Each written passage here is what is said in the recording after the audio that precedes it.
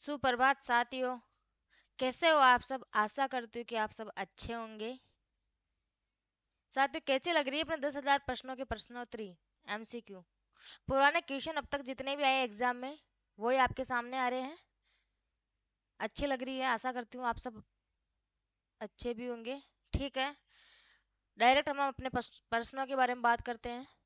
सबसे पहला प्रश्न आज का अपना, और अपना जो प्रश्नोत्तरी के माध्यम से वो है 76 से 100 तक जो नंबर है वहां तक के क्वेश्चन रहने वाले हैं। तो आज का जो अपना पहला प्रश्न यानी 76 नंबर का प्रश्न है वो है, निम्नलिखित ग्रंथों को उनके रचनाकारों के साथ सम्मिलित कीजिए। और ये प्रश्न आपके राजस्थान कॉलेज लेक्चरर भर्ती परीक्षा 2014 के 14 में है, वो आया था। तो प्रश्न क्या है? निम्नलिखित ग्रंथों को उनके रचनाकारों के साथ सम्मिलित कीजिए। सूची एक में आपको जो ग्रंथ है वो दिए हुए हैं, और सूची दो में उनके जो रचनाकार हैं, उनका नाम दिया हुआ है। ठीक है, तो सबसे पहले हम सूची एक में बात करते हैं कि बीसल देव रासो जो इसकी रचना किसने की थी। तो बीसल बीसल देव रासो के रचनाकार कौन है? तो नरपति नाल है। ठीक है, दूसरे ऑप्शन की तरफ हम बात करते हैं कि खालिक बारी। तो खालिक बारी के रचनाकार कौन है? तो खालिक बारी के रचनाकार है अमीर खुसरो। कौन है? अमीर खुसरो। तीसरे जो सूची के अंदर बात करते हैं हम, तीसरे बरतेश्वर बाहुबली रास, इनके रचनाकार कौन है? तो शालिभद्र सूरी। ठीक है, तीसरे का तीसरा हो जाएगा। चौथा है दोहा कोश, और दोहा कोश की रचना किसने की थी? तो सरप्पा ने की थी। ठीक है साथियों, अब हम इसके जो सही उत्तर है उसके बारे में बात करते हैं। तो पहले का दूसरा, तो पहले का दूसरा, ये चौथा तो ये यहीं कट गया। पहले का दूसरा, पहले में चौथा, पहले का पहला। बाकी तीन ऑप्शन तो यहीं कट गए। अगर आपको आगे का नहीं आता तो भी आप यहीं से ही आपका पहला जो प्रश्न है वो बिल्कुल सही कर सकते हो। पहले का दूसरा। इसके बाद आगे हम चेक कर लेते हैं फिर भी कि दूसरे का चौथा, दूसरे का चौथा बिल्कुल सही है। तीसरे का तीसरा बरतेश्वर बाहुबली राज, तीसरे का तीसरा सालुभद्र सूरी सही है। और चौथे का पहला जो भी सही है, यानी कि आपके जो दूसरा नंबर का ऑप्शन है वो बिल्कुल करेक्ट है। ठीक है, दूसरे नंबर का ऑप्शन आपका बिल्कुल सही है,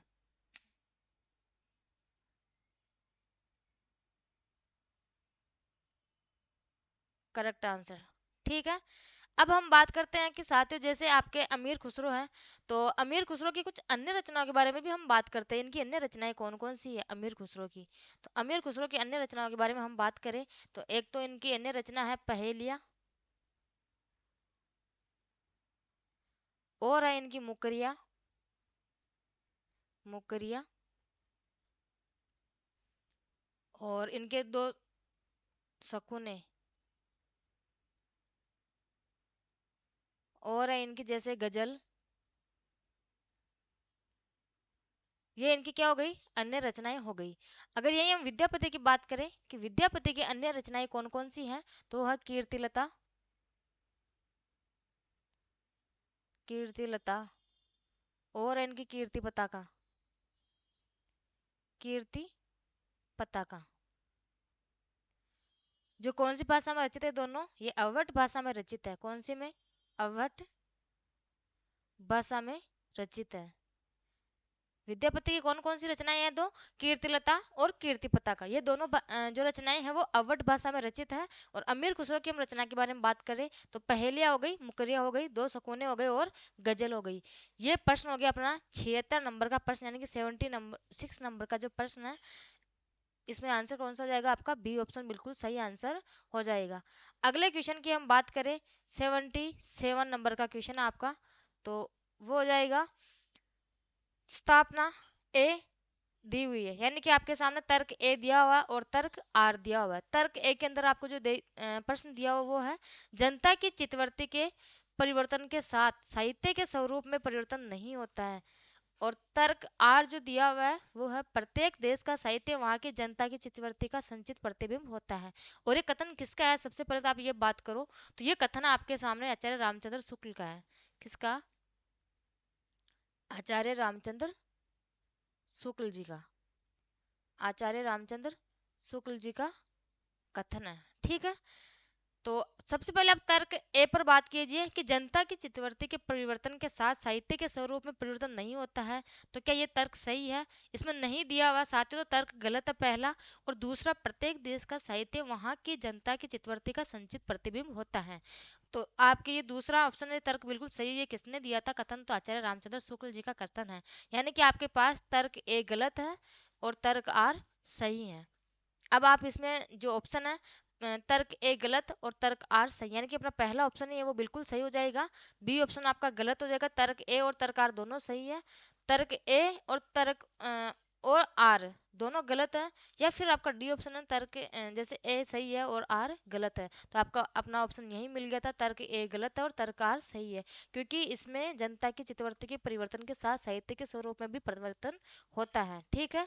और ये कथन किसका था? तो ये आचार्य रामचंद्र शुक्ल का था। और ये प्रश्न भी आपके राजस्थान कॉलेज लेक्चरर भर्ती 2014 के एग्जाम में आया हुआ था।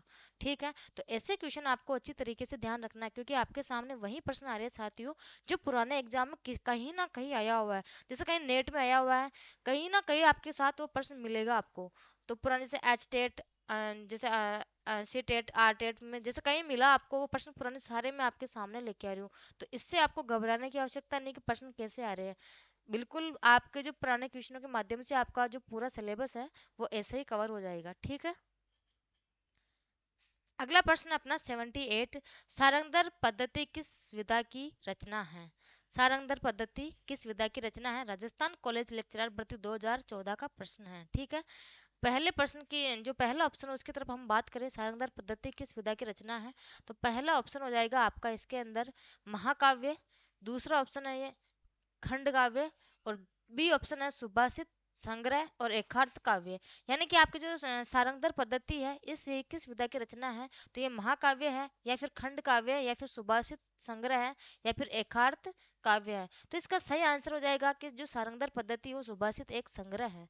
क्या है? एक सुभाषित संग्रह है। और इसके रचनाकार के बारे में हम बात करें, सारंगधर पद्धति के रचनाकार के बारे में, तो सारंगधरी है। कौन है? सारंग दर। ठीक है। सारंगधर इसके रचनाकार हो गई, है ना। और ये सारंगधर है, ये एक अच्छे कवि है और सूत्रकार भी।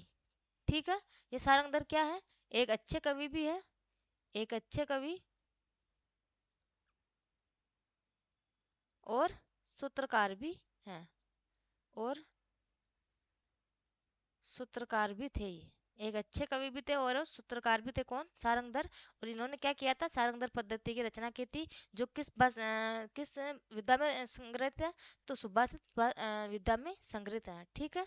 इसका अपना बी जो सी ऑप्शन है वो बिल्कुल सही आंसर हो जाएगा। यहाँ पे एक ऑप्शन गलत लिखा हुआ है, यहाँ पे बी ऑप्शन हो जाएगा आपके, यहाँ पे सी ऑप्शन, तो सी ऑप्शन बिल्कुल सही हो जाएगा। अगले प्रश्न की ओर हम बात करते हैं, आदिकाल के किस कवि ने खड़ी बोली में रचना की है? साथियों, प्रश्न इतना महत्वपूर्ण है, एक बार आप देख सकते हो। ये डीएसएसबी पीजीटी 2018 में आया था।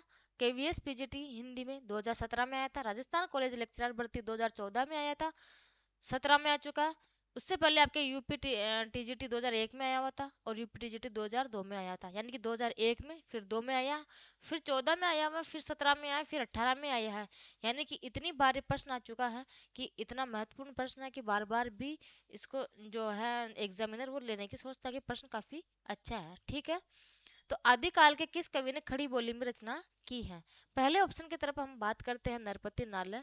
बी ऑप्शन आपके सामने चंद्रवरदाई। सी ऑप्शन है विद्यापति। और डी ऑप्शन आपके सामने अमीर खुसरो। तो साथियों, इसका जो सही ऑप्शन हो जाएगा, अपने जो आदिकाल है उसमें अपने एक कवि आते हैं वो है अमीर खुसरो। उन्होंने खड़ी बोली में रचना की थी। तो अमीर खुसरो ने खड़ी बोली की रचना की थी। तो इसका आंसर कौन सा हो जाएगा? डी ऑप्शन बिल्कुल सही आंसर हो जाएगा। अगर हम अमीर खुसरो के बारे में बात करना चाहें, कुछ थोड़ी डिटेल देख लेते हैं अमीर खुसरो के बारे में। तो अमीर खुसरो का वास्तविक नाम क्या था? सबसे पहले ये बात करते हैं। अमीर खुसरो का वास्तविक नाम, इनका वास्तविक नाम क्या था? तो इनका वास्तविक नाम है अबुल हसन।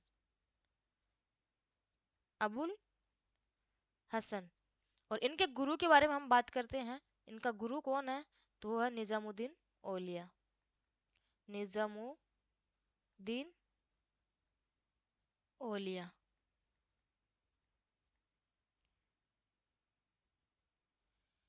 यह एक सूफी संत थे, कौन? निजामुद्दीन औलिया, ये एक सूफी संत थे। और इसके बाद में अगर हम आगे बात करते हैं कि खड़ी बोली के आदि कवि किसे कहा जाते हैं, तो खड़ी बोली के आदि कवि भी अमीर खुसरो को कहा जाता है। खड़ी बोली के आदि कवि, खड़ी बोली के आदि कवि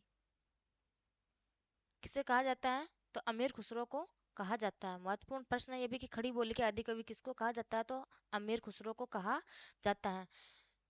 ठीक है, अपना इसका सही आंसर कौन सा हो जाएगा? अमीर खुसरो। आदिकाल के किस कवि ने खड़ी बोली में रचना की है, तो अमीर खुसरो ने की है।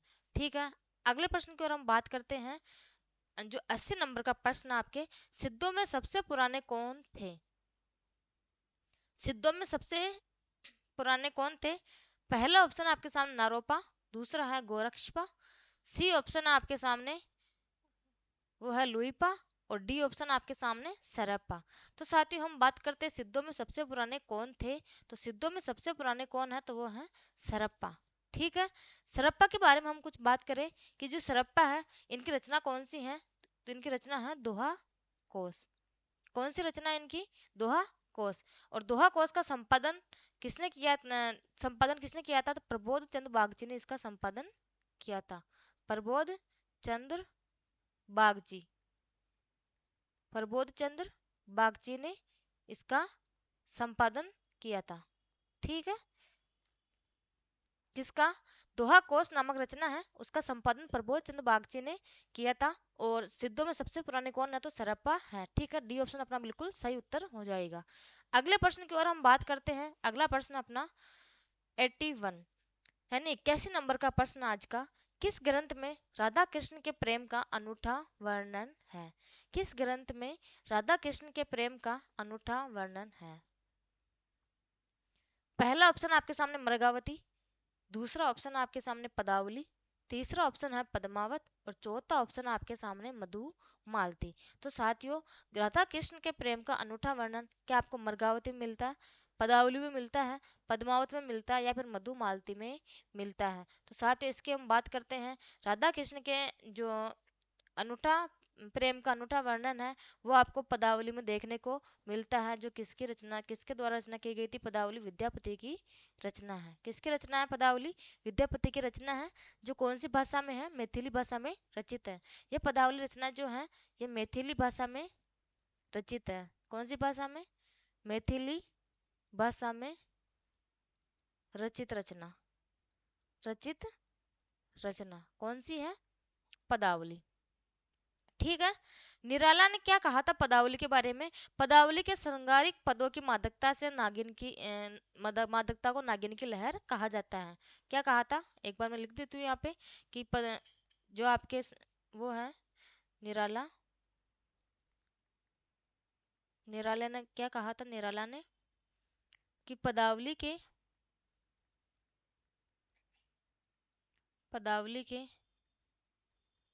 श्रृंगारिक पदों की मादकता, पदों की मादकता को नागिन की लहर कहा जाता है। मादकता को नागिन की लहर, नागिन की लहर कहा जाता है। बहुत महत्वपूर्ण प्रश्न है कि किसने कहा था नागिन की लहर, तो निराला ने कहा था। ठीक है, इसके बाद अगर हम जो विद्यापति हैं इनकी कुछ रचनाएं के बारे में बात करें तो वो आपने पहले देख ली थी। विद्यापति की कुछ अन्य रचनाएं थी आपके सामने आ गई थी कि जैसे आपके बात की थी आपने विद्यापति की अन्य रचनाओं के बारे में। और उससे पहले हम एक बार बात कर लेते कि मरगावती जो है इसके रचनाकार कौन है? मरगावती ये किसने लिखी थी? कुतुबन की रचना है। किसकी है? कुतुबन की। पद्मावत तो आपको पता है जायसी यानी मलिक मलिक मोहम्मद जायसी की है। जायसी, इसका पूरा नाम क्या है? मलिक मोहम्मद जायसी। क्या है इनका पूरा नाम? मलिक मोहम्मद जायसी। जो कि इनकी रचना कौन सी है? पद्मावत। मधुमालती किसकी है? तो मंजन की है। ये तो किसकी है? मंजन की। ठीक है, तो ऐसे आपको चारों ऑप्शन को देखना पड़ेगा, चारों ऑप्शन आपको आने चाहिए। तो आपका जो प्रश्न है किस ग्रंथ में राधा कृष्ण के प्रेम का अनूठा वर्णन है, तो वो कौन किस में है? पदावली में। आपका बी ऑप्शन बिल्कुल सही हो जाएगा। ठीक है, अगले प्रश्न की ओर हम बात करते हैं 82 नंबर का जो प्रश्न है, बीसल देव रासो के नायिका का नामोल्लेख कीजिए। बीस नामोल्लेख कीजिए यानी कि इसमें आपको ऐसा नहीं कि वर्णन करना है, आपको तो वही है कि आपके ऑब्जेक्टिव प्रश्न है उसमें आपको टिक लगाना है। बीसल देव रासो की नायिका का नाम क्या है? पद्मावती था, इंद्राणी था, राजमती था, या फिर डी ऑप्शन आपके सामने कमला था। तो बीसल देव रासो की नायिका का नाम क्या है? तो राजमती नाम है उनका। आपका सी ऑप्शन बिल्कुल सही हो जाएगा।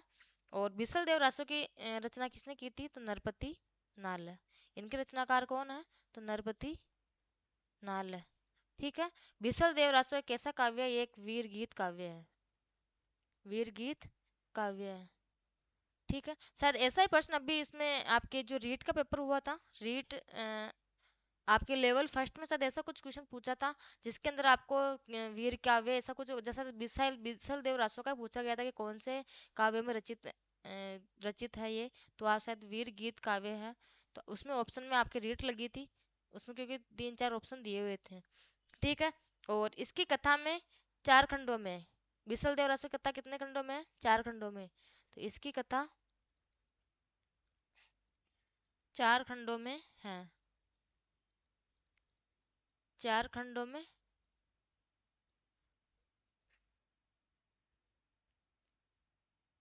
एक बार इसको सिस्टमेटिक से लिख देती हूँ ताकि पूरा आपको भी समझ में सही आ जाएगा। पूरा क्वेश्चन ही बना देती हूँ उसका।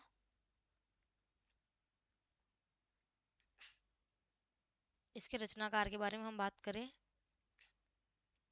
तो वो कौन थे? नरपति नाल। ठीक है। यह एक वीरगीत काव्य है।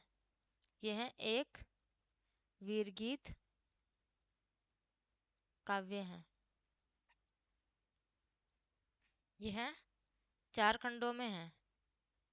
यह 4 खंडों में है। अगर हम चारों खंडों की बात करें कि इनके पहले खंड में क्या है, तो इनके पहले खंड में है वो है राजमती एवं बीसल देव के विवाह का वर्णन है। इसमें क्या है? राजमती और बीसल देव, बीसल देव का विवाह। ये कौन से खंड में है? तो पहले खंड में। अगर दूसरे खंड की हम बात करें, दूसरे खंड में क्या है? तो बीसल देव का राजमती से रूठकर उड़ीसा की ओर चले जाना। बीसल देव का राजमती से रूठकर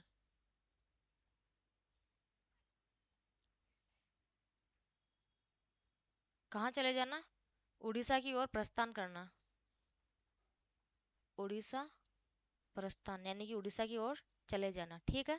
तीसरे खंड की बात करें हम इसके, तो तीसरे खंड में क्या है? तो राजमती का विरह वर्णन है। इसमें क्या है? राजमती का, राजमती का विरह वर्णन, विरह वर्णन। मेरे पीछे का नहीं दिख रहा होगा यहाँ से, तो एक बार मैं आपको मेरे पीछे, अब दिख रहा है सबको? पहले खंड में क्या है? इनके जो राजमती और बिसल देव का विवाह है। और दूसरे खंड में बिसल देव का राजमती से रूठ कर उड़ीसा प्रस्थान। तीसरे खंड में है राजमती का विरह वर्णन। और चौथे खंड की हम बात करते हैं, चौथे खंड में क्या है? तो बिसल देव द्वारा राजमती को उसके पिता के घर से वापस लाने की कथा का वर्णित है। यानी कि बिसल देव को राजमती द्वारा उनके पिता के घर से वापस लाने की कथा का वर्णित वर्णन है। ठीक है। दिख रहा है सबको मेरे पीछे का? इसके बाद आगे हम बात करते हैं अगले प्रश्न की ओर। 83 नंबर के प्रश्न है। चर्या पद के रचयिता हैं। चर्या पद के रचयिता हैं। चर्या पद के रचयिता हैं। पहला ऑप्शन आपके सामने सरैपा, दूसरा ऑप्शन है लुईपा, तीसरा ऑप्शन है सबरपा और चौथा ऑप्शन आपके सामने कुकू रिपा। तो साथियों, चर्या पद के रचयिता कौन है? तो चर्या पद के रचयिता कौन हो जाएगी? सरैपा, सबरपा सॉरी, सबरपा जो है वो चर्या पद के रचयिता माने जाते हैं। ठीक है। और चर्या पद क्या है? तो एक प्रकार का ये गीत है। क्या है? एक प्रकार का गीत है। एक प्रकार का गीत है। ठीक है। अगले प्रश्न की ओर हम बात करते हैं। 84 और उक्त पंक्तियां किस रचना की हैं? तो आपको पंक्तियां पहले पढ़नी होगी। पीऊ चित्तौड़ न आवीऊ, सावन पहली तीज, जोवे बाट बिरहणी, खिन खिन अणवे खींच, संदेशो पिन साहिबा, पाचो फिरिए न देह, पंछी गालिया पिंजरे, छूटन रो संदेह है। उक्त पंक्तियां किसकी हैं? तो साथियों, आपके सामने पहला ऑप्शन है करकंड चरियू, बी ऑप्शन है खुमान रासो की है, सी ऑप्शन आपके सामने डोला मारूरा दुहा, और डी ऑप्शन है पद्मावत। तो उक्त पंक्तियां किसकी है साथियों? तो ये उक्त पंक्तियां जो है वो खुमान रसों की हैं। किसकी है? खुमान रसों। और खुमान रसों की हम बात करें तो इसके रचनाकार कौन थे? इसके रचनाकार हैं दलपति विजय। दलपति विजय, ठीक है। इसके बाद आगे हम बात करते हैं कि करकंड चरिहू, इनके रचनाकार कौन है? अगर इनके रचनाकार के बारे में हम बात करें तो वो है कनकामर मुनि। कनकामर कनकामर मुनि, ठीक है। ढोला मारूरा दुहा ये किसकी है? तो ये कवि कल्लोल की है। आप ऑप्शन को ऐसे भी सिलेक्ट कर सकते हो कि इसकी रचना के क्या, तो पद्मावत किसकी? जायसी की थी, कि जायसी। और ढोला मारूरा दुहा कवि कल्लोल की है। और करकंड चरियू तो इन दोनों की तो नहीं है। तो खुमान रासो आपके सामने बिल्कुल सही आंसर आ जाएगा। और इसका सही आंसर भी कौन सा हो जाएगा? खुमान रासो, ठीक है। इसके बाद अगले प्रश्न की ओर हम बात करें, जयचंद प्रकाश के रचनाकार हैं। 85 नंबर का प्रश्न आपका, जयचंद प्रकाश के रचनाकार कौन है? ठीक है।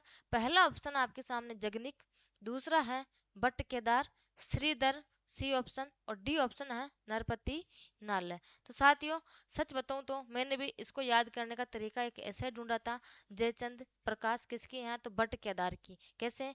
भट्ट बट से ही उजाला, बट से ही उजाला, तो यानी प्रकाश यानी किसकी हो जाएगी? बट की। तो जयचंद प्रकाश किसकी हो जाएगी? बट केदार की रचनाकार है, ठीक है। इसके बाद आगे हम बात करते हैं जगनिक। तो जगनिक के जो है वो किसके रचनाकार हैं? तो परमाल रसों की, परमाल रसों की। श्रीधर किसके हैं? तो श्रीधर है वो रणमल छंद के हैं। इनके रचनाकार कौन है? रणमल छंद। नरपति नाल है बीसल देव रासो। अभी थोड़ी देर पहले एक पर्सन पहले पढ़ा था, बीसल देव रासो के रचनाकार नरपति नाल है। रणमल चंद, श्रीधर, भट्ट केदार, जयचंद प्रकाश के, और जगनिक परमाल रासो के, ठीक है। तो आपका सही ऑप्शन कौन सा हो जाएगा इसके अंदर? भट्ट केदार, बी ऑप्शन बिल्कुल सही हो जाएगा। अगले प्रश्न की ओर हम बात करते हैं, जो आपके सामने है, सिद्धों और योगिनियों के संदर्भ में, मतलब कथन आपके सामने एक वो है। 86 नंबर का प्रश्न है, सिद्धों और योगियों की रचनाओं के संदर्भ में यह कथन किसका है? उनकी रचनाओं का जीवन की स्वाभाविक सारणियों, अनुभूतियों और दशाओं से कोई संबंध नहीं है, वे सांप्रदायिक शिक्षा मात्र है, अतः शुद्ध साहित्य की कोटि में नहीं आ सकती। तो यह कथन किसका है साथियों? एक बार कथन फिर से पढ़ो। सिद्धों और योगियों की रचनाओं के संदर्भ में यह कथन किसका है? उनकी रचनाओं का जीवन स्वाभाविक सारणियों, अनुभूतियों, दशाओं से कोई संबंध नहीं है, वे सांप्रदायिक शिक्षा मात्र है, अतः शुद्ध साहित्य की कोटि में नहीं आ सकती। अब पहले ऑप्शन की ओर हम बात करते हैं, रामचंद्र शुक्ल। बी ऑप्शन आपके सामने doctor Ram Kumar Verma, C option आपके सामने धीरेन्द्र वर्मा, और डी ऑप्शन आपके सामने डॉक्टर नगेंद्र। तो साथियों, सिद्धों और योगियों के संदर्भ में यह कथन किसने दिया था? तो आचार्य रामचंद्र शुक्ल जी ने यह कथन दिया था, ठीक है। किसने दिया था? आचार्य रामचंद्र शुक्ल जी ने। और इनकी जो बुक है वो है हिंदी साहित्य का इतिहास। कौन सी है? हिंदी साहित्य का इतिहास, 1929। ये उनकी बुक है, उसमें दिया था इन्होंने हिंदी साहित्य का इतिहास 1929 में, 29 में, ठीक है।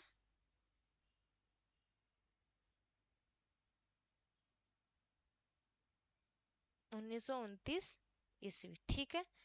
अगले प्रश्न की ओर हम बात करते हैं। 87 नंबर का जो प्रश्न है वो है, कुमारपाल प्रतिबोध किसकी रचना है? कुमारपाल प्रतिबोध किसकी रचना है? आपके सामने पहला ऑप्शन है सोमप्रभ सूरी, बी ऑप्शन है सारंगधर, सी ऑप्शन आपके सामने हेमचंद्र सूरी और डी ऑप्शन आपके सामने मेरु तुंग। तो साथियों, मेरु तुंग किसकी रचना है? तो ये है प्रबंध चिंतामणि की, प्रबंध चिंतामणि की। ठीक है, इसके बाद आगे हम बात करते हैं सारंगधर। तो इसके हमीर रासो, हमीर रासो। हेमचंद्र किसकी रचना है? तो ये है कुमारपाल चरित्र, कुमारपाल चरित्र। ठीक है, ये इनके रचनाकार हैं। और सोमप्रभ सूरी कुमारपाल प्रतिबोध की रचना है। तो सोमप्रभ सूरी आपका पहला ऑप्शन बिल्कुल सही हो जाएगा। अगर कुमारपाल प्रतिबोध की बात आए तो सोमप्रभ सूरी, और कुमारपाल चरित्र की बात आए तो हेमचंद्र सूरी की रचना है। ठीक है, तो इसमें आपका ए ऑप्शन बिल्कुल सही हो जाएगा। अगले प्रश्न की ओर हम बात करते हैं। अगला प्रश्न अपना 88 नंबर का प्रश्न है। संदेश रासक के लेखक हैं, संदेश रासक के लेखक हैं।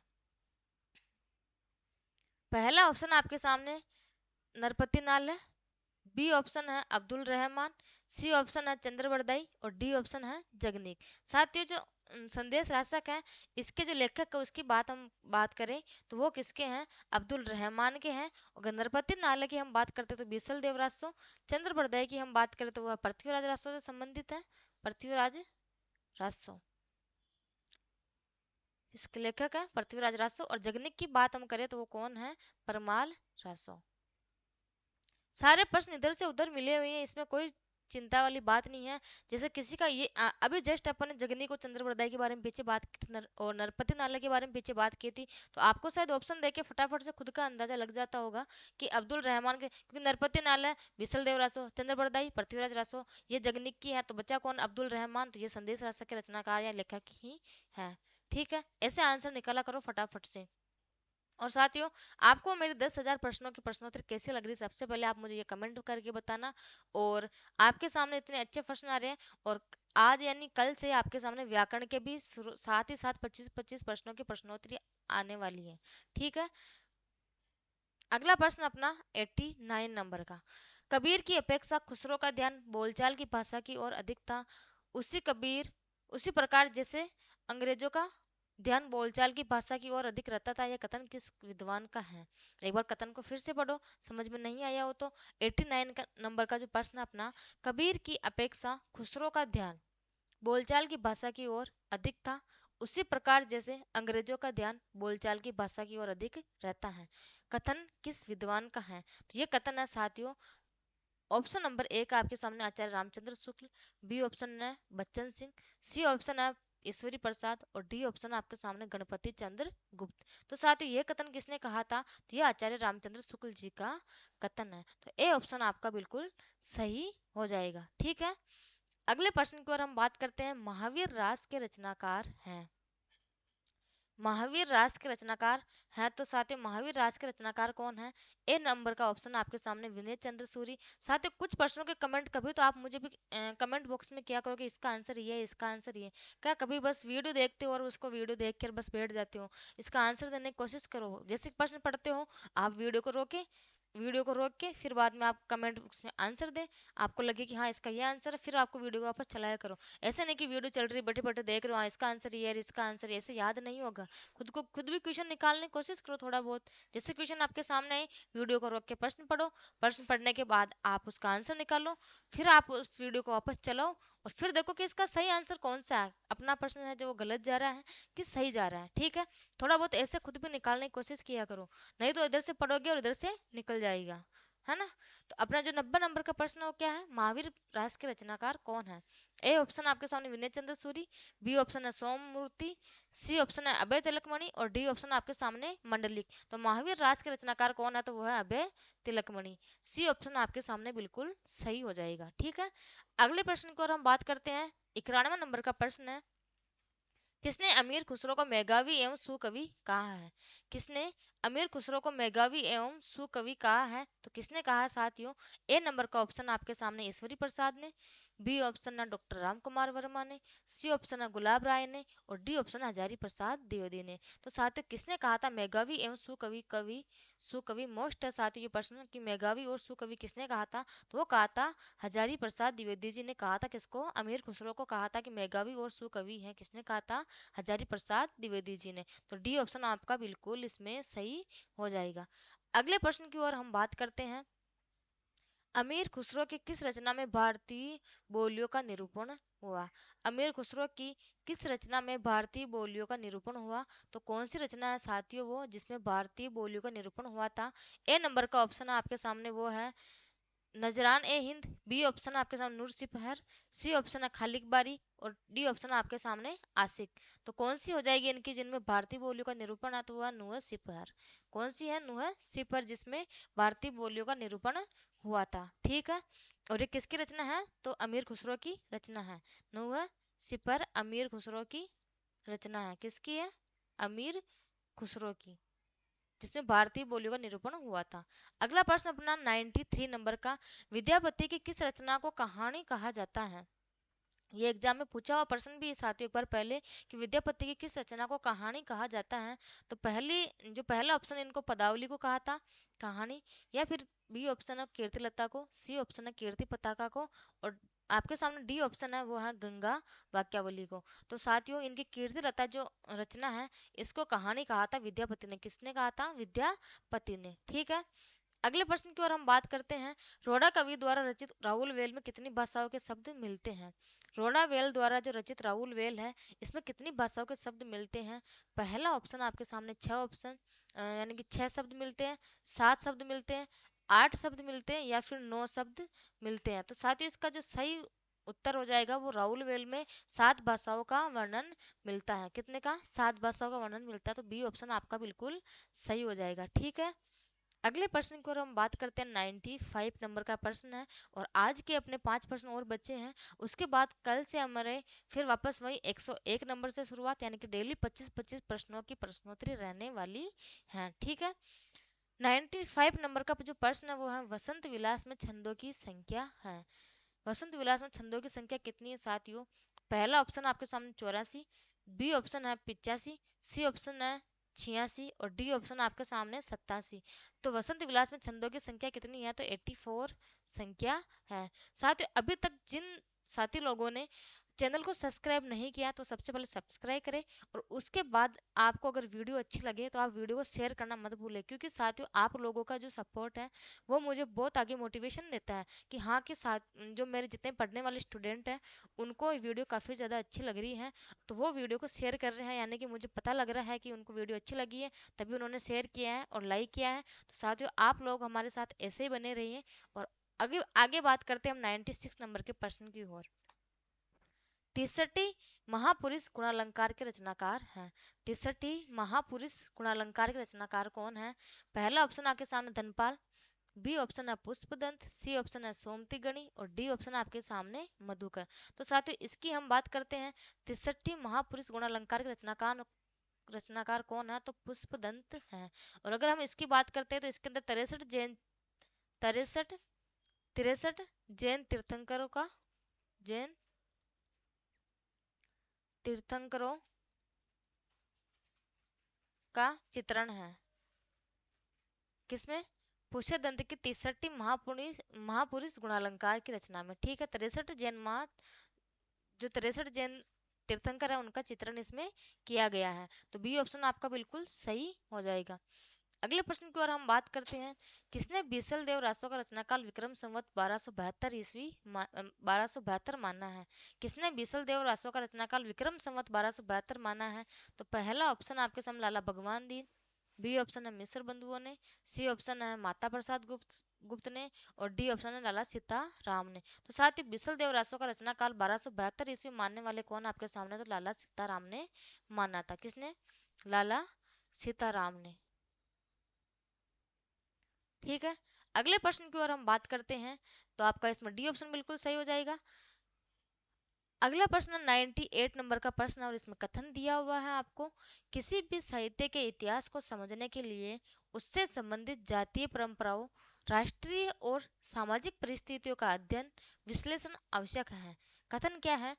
किसी भी साहित्य के इतिहास को समझने के लिए उससे संबंधित जातीय परंपराओं, राष्ट्रीय और सामाजिक परिस्थितियों का अध्ययन विश्लेषण आवश्यक है। यह कथन किसका है? पहला ऑप्शन आपके सामने तेन का, बी ऑप्शन है हेरोडोटस का, सी ऑप्शन है हडसन का और डी ऑप्शन है आपके सामने ग्रियर्सन का। तो साथियों, ये कथन किसका है? तो ये कथन है तेन महोदय का। किसका है? तेन महोदय का। अगला प्रश्न है 99 नंबर का प्रश्न है, निम्नलिखित में से किसने साहित्य के इतिहास में मूल्यपरक दृष्टि पर विशेष बल दिया है? साहित्य के इतिहास में मूल्यपरक दृष्टि पर बल दिया है, विशेष बल दिया है। तो पहला ऑप्शन आपके सामने डॉक्टर बच्चन सिंह ने, बी ऑप्शन है नीरजा माधव ने, सी ऑप्शन है सुमन राज्य ने और डी ऑप्शन आपके सामने कुसुम चतुर्वेदी ने। तो इसका सही आंसर हो जाएगा वो है सुमन राज्य ने साहित्य के इतिहास में मूल्यपरक दृष्टि पर विशेष बल दिया था। ठीक है, आज का अपना जो है साथियों लास्ट प्रश्न वो 100 नंबर का प्रश्न और आज का अपना ये अंतिम प्रश्न है। गुरु उबससे अमियु रसु दावही व पीहू जेही बहु सतत मरुस्थलीहि तिसिए मरी अहु तेही। किस रचनाकार की पंक्तियां हैं? तो साथियों एक बार वापस आप पढ़ो। उरु गुरु उबससे अमीय रसु दावही व पीहू जेही बहु सतत मरुस्थलीहि तिसिए मरी अहु तेही। किस रचनाकार की पंक्तियां हैं? तो आपके सामने पहला ऑप्शन है लुईपा की है, बी ऑप्शन है कणप्पा की है, सी ऑप्शन है सबरपा की है और डी ऑप्शन आपके सामने सरप्पा की है। तो साथियों ये पंक्तियां सरप्पा की ही हैं। ठीक है, आज के अपने हो गए 100 प्रश्न यहाँ साथियों। अगले जो प्रश्न है 25 उनकी बात करेंगे हम कल। और साथी लोग जिनको भी वीडियो पसंद आए, मैं फिर से उन लोगों से रिक्वेस्ट करना चाहती हूँ कि आप वीडियो को शेयर जरूर करें और चैनल को आने से पहले सब्सक्राइब एक बार जरूर कर ले कि हाँ हमें कुछ देखने को मिल रहा है 10,000 प्रश्नों की श्रृंखला, तो आपको फायदा ही मिल रहा है साथियों। तो थोड़ा बहुत आप हमारे बारे में भी सोचें और चैनल को सब्सक्राइब और वीडियो को शेयर जरूर करें। ठीक है, धन्यवाद।